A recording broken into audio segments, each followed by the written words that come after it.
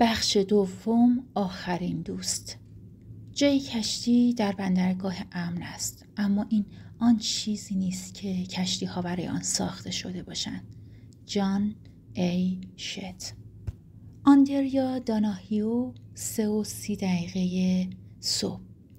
قاصد مرگ به آندریا داناهیو زنگ نزد چون او قرار نیست امروز بمیرد. آندریا در واقع خودش یکی از کارمندان درجه یک قاصد مرگ است. شرکتی که از 7 سال پیش تأسیس شده، او تماس‌های زیادی برقرار کرده و به افراد بیشماری روز آخرشان را اعلام کرده است. امشب از نیمه شب تا ساعت 3 صبح آندریا با 67 روز آخری تماس گرفت. هرچند این بهترین رکوردش هم نبود. اما شکستن رکورد 92 تماس در یک شیفت سخت بود، مخصوصا با توجه به این موضوع که میگفتند تماسهایش به خاطر عجله در پایان بردنشان تحت بازرسی است. البته فقط اینطور میگفتند. در راه خروجش از ساختمان در حالی که با عصایش لنگان لنگان حرکت میکرد، پیش خودش امیدوار بود که بخش منابع انسانی شرکت حداقل تماسهای امشبش را بررسی نکند. هرچند او خوب میدانست امید در این شغل چیز خطرناکی است.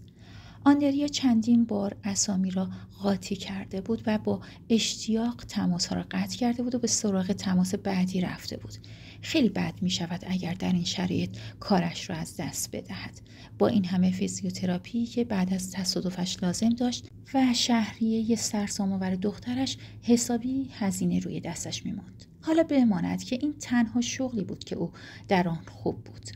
شغلی که خیلی ها را فراری داده بود و خیلی ها را هم روانپزشک کرده بود. قانون مهم و شماره 1 او این بود: روز آخری ها دیگر انسان نیستند. همین.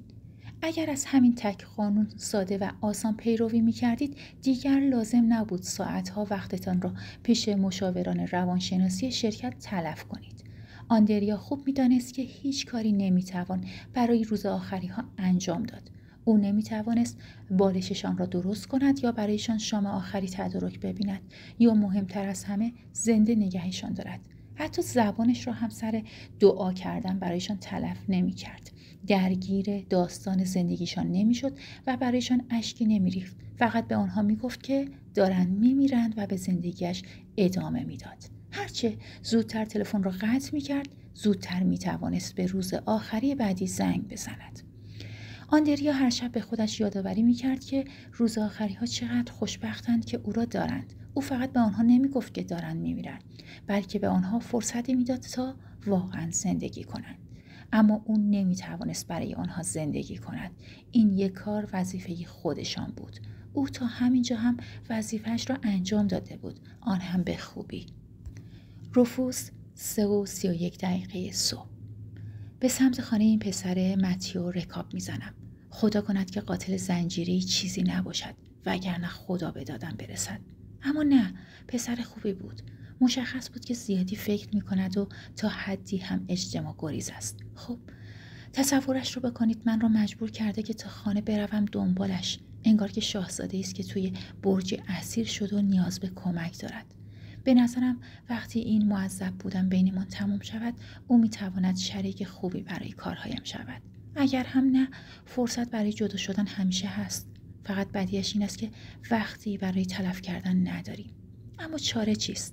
هرچه باشد پیدا کردن آخرین دوست ممکن است به دوستانم که همینطور گذاشتمشان و آمدم حس بهتری بدهد. حداقل به خودم احساس بهتری میدهد. مالکوم آنتونی 3:34 صبح. قاصد مرگ بامداد به مالکوم آنتونی زنگ نزد چون اون قرار نیست امروز بمیرد، اما آیندهش تحت خطر است. مالکوم و بهترین دوستش تاگو حاضر نشدن به پلیس بگویند که رفوس کجا رفته است. مالکوم به پلیس گفته بود که رفوس یک روز آخری است و تعقیب او هیچ ارزشی ندارد. اما مأمورین نمیتوانستند بگذارند رفوس قصر در برود. حداقل نه بعد از ارتکاب ضرب و شتمی که انجام داده بود. برای همین مالکوم فکر خوبی کرد که ممکن بود زندگی خودش را نابود کند. باید کاری میکرد که دستگیر شود. مالکوم با مأمور پلیس وارد بحث شد و در برابر دستگیری مقاومت کرد. اما اشکال بزرگ نقشش این بود که قبلش نتوانسته بود جریان را با تاگو هماهنگ کند.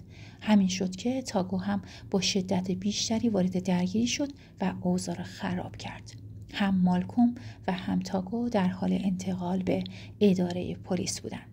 تاگو در عقب ماشین پلیس گفت خیلی مزخرفه. دیگر دندانش را به هم فشار نمیداد و مثل اول که دستبند به او زده بودند داد و فریاد نمی‌کرد که کاری نکرده است.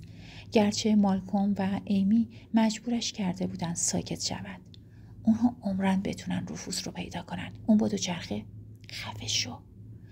مالکوم این بار دیگر نگران اتهامات بیشتر تاگو نبود. خودش میدانست که رفوس موفق شده با دوچرخش فرار کند. وقتی مأمورین آنها را به بیرون خانه هدایت می‌کردند، خبری از دوچرخش نبود و میدانست که پلیس به گرد پای دوچرخه رفوس هم نمی‌رسد.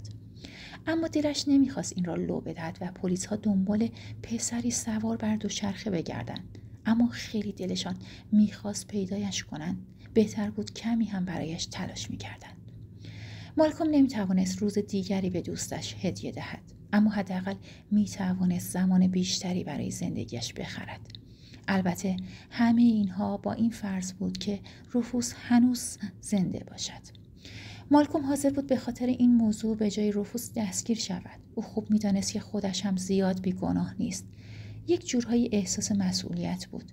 پلوتونی‌ها با هم شبانه دست به یک کرده بودند تا پک را کتک بزنند و برای انجامش مخفیانه از خانه فرار کرده بودند و رفوس هم به تنهایی نقششان را خوب عملی کرده بود. مالکوم هرگز دعوایی نبود. با اینکه خیلی ها به خاطر سیاه پوست بودن و قد 180 سانتی و وزن تقریباً 100 کیلویش او را خشن تصور می‌کردند، اما اینکه هیکل او شبیه کشتیگیرهای سنگین وزن بود دلیل نمی‌شد که خلافکار هم باشد. حالا قرار بود اسم مالکوم و تالگو در لیست بزهکاران جوان ثبت شود و سابقه دار شوند. اما زندگی آنها ادامه داشت. مالکوم به بیرون پنجره خیره شده بود. آرزو می‌کرد می‌توانست برای لحظه‌ای رفوس را سوار بر دوچرخه ببیند که پیچی را می‌پیچد و دور می‌شود و بالاخره همین باعث شد بزند زیر گریه. گریه بلند و پرحقحق. نه به خاطر اینکه سابقه دار شده بود، نه به خاطر اینکه می‌ترسید به اداره پلیس برود، نه حتی به خاطر اینکه رفوس داشت می‌مرد، بلکه به خاطر بزرگترین گناه امشبش. به خاطر اینکه بهترین دوستش را نتوانسته بود در آغوش بگیرد و با او خداحافظی کند.